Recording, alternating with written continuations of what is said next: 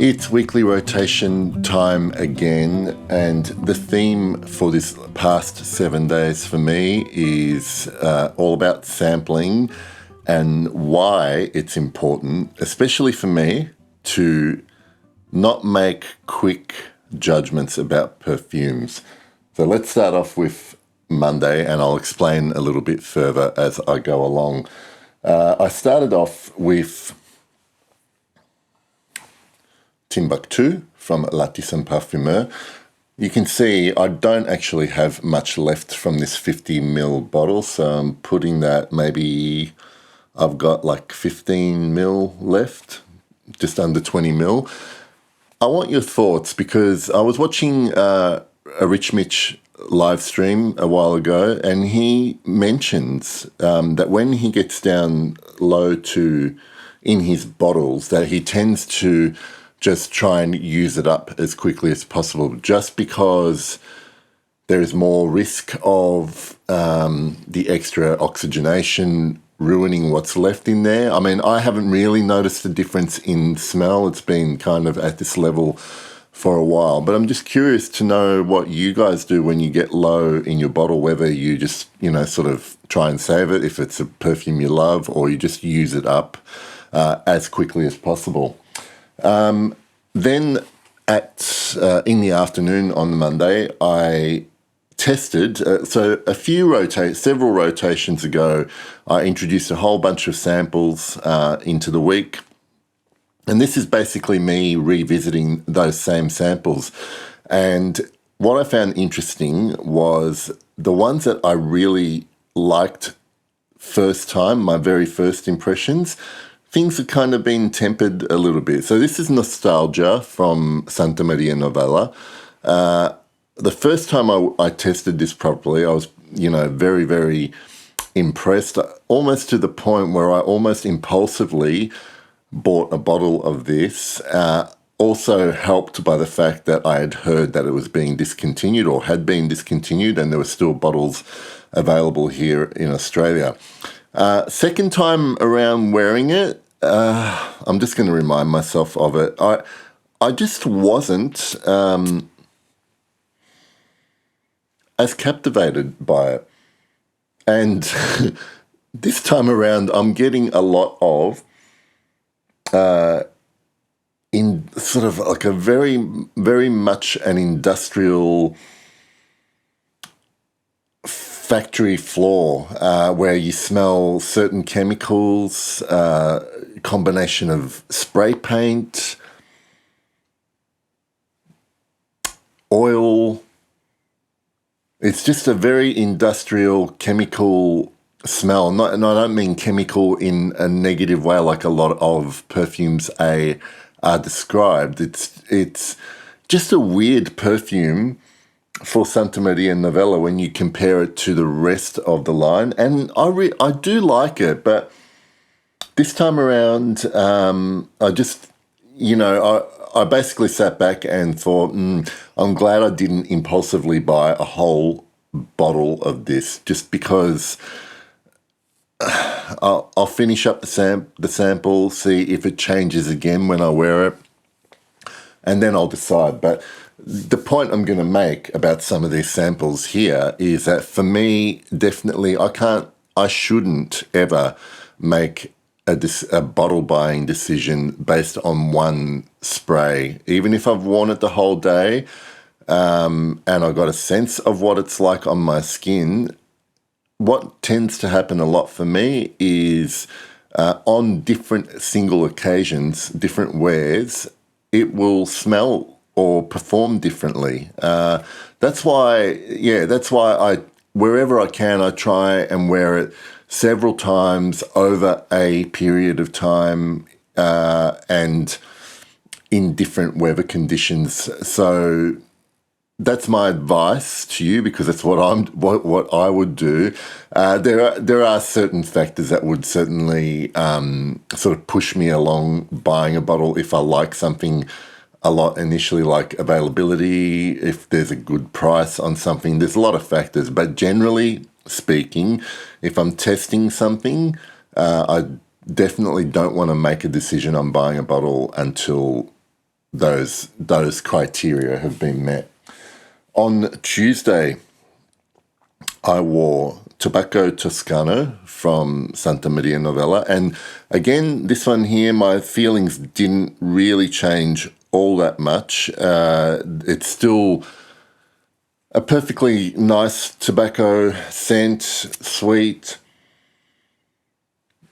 Still reminds me of aspects of Bulgari Black, but see, this is one that kind of is still the same, but I wasn't overly infused by it the first time I wore it either. And then in the afternoon, I wore Cuba from Check and Speak, and I remember the first time wearing this, how surprisingly or just unexpectedly impressed I was by the first wearing. But this time around, this week, and now I don't know what's going to happen when I spray it now, but this time around, it didn't, I wasn't as captivated by it. It's still, I mean, the smell didn't actually change. I think what happened the first time I wore it was there was probably an aspect of that unexpected smell that surprised me, and I liked. And smelling it again second time around, I mean, it's still good, but now I'm picking stuff up in it that when I wore this on Tuesday, over the dry down, I started to find a little bit grating. I'm not sure what note it is. It could be the combination of mint and also this bay rum aspect. I normally like bay rum sort of colognes, but I think combined with the mint, it just is a little bit discordant for me on my skin. Anyway, so again, always wear something more than once. Then on Wednesday morning, I started the day off with Gucci Guilty Absolute, nearly halfway through that bottle, and I'm not going to even try and think about whether it's being discontinued or not. If there's bottles available when this is finished, I'll buy it. But then I wore a sample, again, from that group of samples. This one is 88 by Check and Speak, same house as Cuba. And I remember the first time I wore this, that I wasn't that crazy about it. And I've had the opposite to Cuba second time around, because this time around, I couldn't stop sniffing my arm. This is 88 Eau de Parfum. And it's just this, sorry, so you can spray some more. This geranium rose, kind of mossy, dark. This is a very, to me, what I would describe as a gothic rose perfume. Well, geranium more than rose, but rose is there for sure. It's like a distant relative of Chanel Antius, but it's definitely its own thing. Again, I don't think I want a bottle of this, but my point being for the theme of this video is that second time around, I was much more captivated by this than I was the first time around. So the opposite happened to some of those other samples. Moving on to Thursday, and I didn't experiment on Thursday. I just went with two of my very favorite perfumes, Au Noir by Christian Dior, and the wonderful, if not a little bit polarizing, Ensemble Mythique by Guerlain.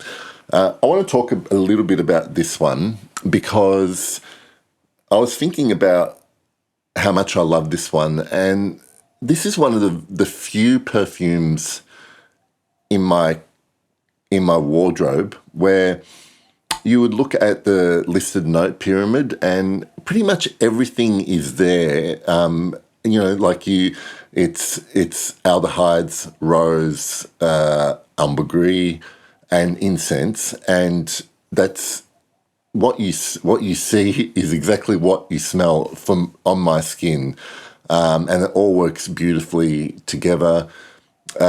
Interestingly enough, given that it's called Ensemble Mythique, the incense is probably the thing that is most in the background. For me, it's predominantly aldehydic rose, and ambergris definitely comes through as it dries down. Now, I do know some people who just do not like this perfume at all, but I just happen to love it. I remember owning a bottle, speaking of Dior Privé, a bottle of Ombre Nuit from Dior, and that has a similar note structure to Ensemble Mythique, minus probably the incense.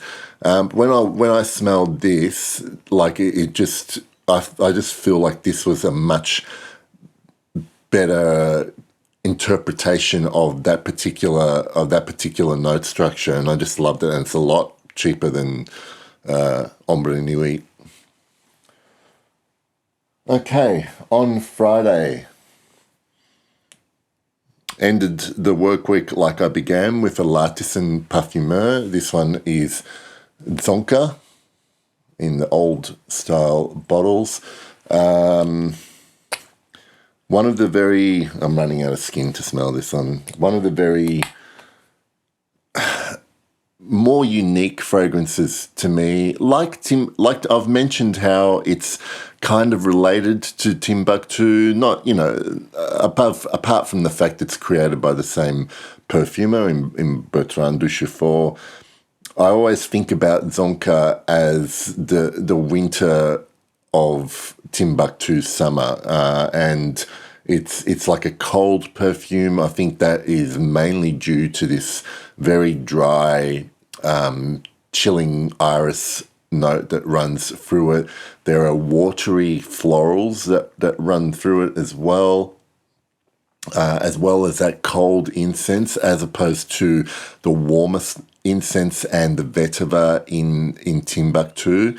This is just like a very, I know I did a video not long ago about calming scents, and I don't know why I didn't include this, because obviously I forget a lot about the perfumes that have the same effect, but this is a very solemn, meditative perfume, Zonka. Then one that I just haven't clicked with since I got the sample. I found it a little bit boring the first time I smelled it, and again, second time wearing it. This is Sundowner by Tower Perfumes, Andy Tower. The opening is interesting. So, all right, let's see.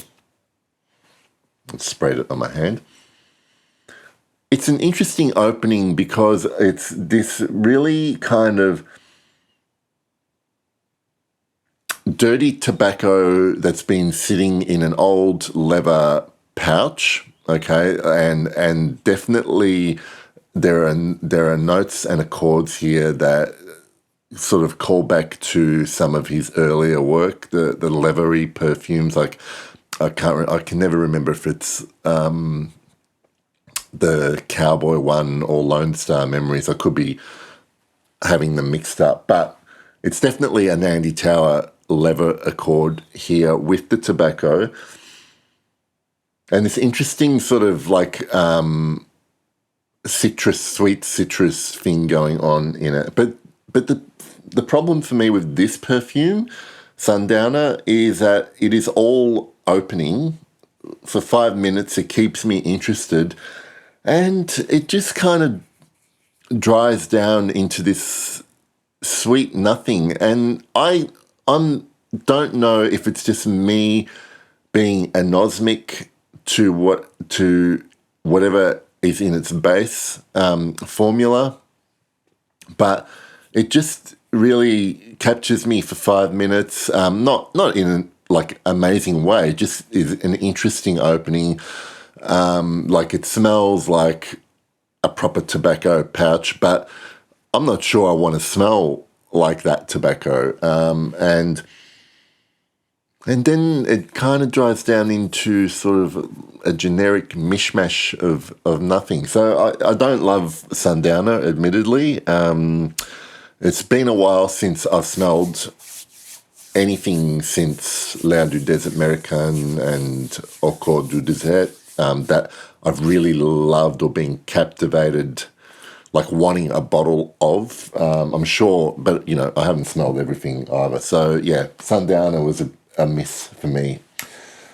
Yesterday I wore in the morning Chanel Egoist. Again, getting relatively low in the bottle, but still smells great. And then a perfume from Frasai called El Descanso. I've worn this. It's been on one of my rotation videos before. I still do not know how if I don't dislike this perfume. I think this is just one where I think, yeah, this is a nice perfume, but it's just sitting totally outside of my taste for things that I want to wear, that I want to smell like. So it's amberette, sort of blonde, woody notes. There's also one of the listed notes is bran, I think, like wheat bran or something like that.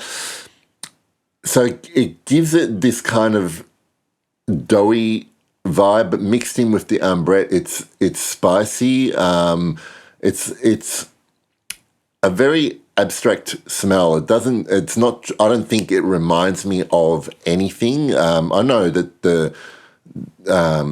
that there is a particular inspiration for the composition of this perfume, but for me, it's not anything that I particularly relate to. And I like how it smells. This is definitely in that category of I would really like to smell this on someone else, because I bet this is one of those perfumes that just will be amazing on the right type of skin. But for me, even though I think it smells nice, I don't think it works for my taste. It's not something I want to smell of. And also, it's pretty short-lived in terms of what I'm smelling. Again, I'm not sure if that's a performance issue or it's an anosmia issue. But yeah, I'll definitely keep wearing it, see if, because it's, you know, stranger things have happened, perfumes have, you know, clicked after a few wears for me, and all is good. So today, I have been wearing Le Lion by Chanel, my decant, and I still have another bigger decant. You all know how much I love that perfume. And I am going to end my Sunday with another sample that I really liked the first time around. This is Cologne Officinale by James Healy. I have definitely mentioned how much I enjoy that brand's fresher perfumes, and this is no different. It's, you know, it's let's not beat around the bush. It's basically a very well made soapy cologne. Whether it's something that I will want a bottle of, I think this is something I'm going to have to wait on, especially to see what it's like when the weather warms up a little bit, but I really enjoy it. So it's got a very much a herbalness that goes along with that soapiness. It's doesn't really remind me of anything else in that kind of genre. It's like it feels modern, at the same time being faithful to that sort of eau de cologne sort of style. Yeah, that's Cologne Officinale. Jury's out on that one. Highlights. What did I have as my highlights? I think my highlights this week are definitely this guy, Guerlain Ensemble Mythique. It's been a love at first smell for me for this one, and I just enjoy wearing it every single time. That's it for the weekly rotation. Thank you for watching, and I'll be back soon with another video. Once I think of an idea to film, I will. See you guys.